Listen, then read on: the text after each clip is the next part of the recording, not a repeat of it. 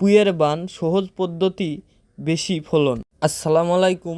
আজকে আপনাদের দেখাবো পুইয়ের বান দিলে কি পরিমাণের ফলন আপনারা পাবেন। এই পুইয়ের ডাটা যদি আমরা এইভাবে বানে করি তাহলে খুবই লাভবান হতে পারি। এই জমিটা এসে অনেক ভালো লাগছে যে এত সুন্দরভাবে বান করে পুইয়ের ডাটা এইভাবে বানে তুলছে। এই যে নিচেও যেভাবে পুইয়ের ডাটা আছে, উপরেও অনেক বেশি।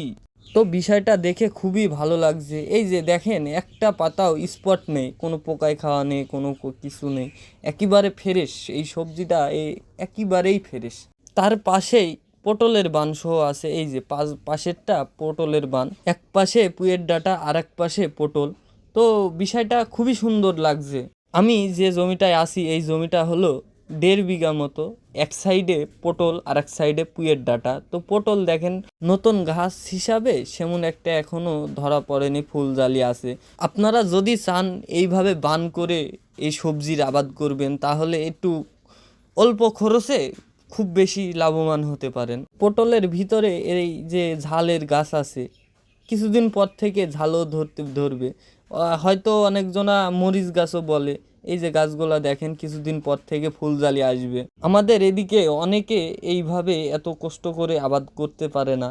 তো যারাই করছে তারাই একটা বেশি ফলন পায়। এই যে আরেকটা বিষয় আপনাদের সাথে শেয়ার করি। এই যে একটা ঢোপ দেখছেন, এই ঢোপটা পোকাতে জেনে ক্ষতি না করতে পারে তাই এই ঢোপটা দেওয়া আছে। তো পোকা আসলে ওর ভিতরে ফিল্টার সিস্টেম, ওর ভিতরে যদি ঢুকে পড়ে তাহলে আর ওই পোকা বের হতে পারবে না। এর ভিতরে অনেকগুলাই পোকা আছে।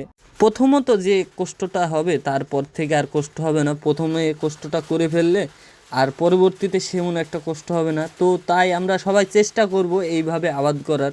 তো এইভাবে আবাদ করলে আমরা একটু বেশি লাভবান হতে পারি। ভিডিও এখানেই শেষ করছি। আল্লাহ হাফেজ।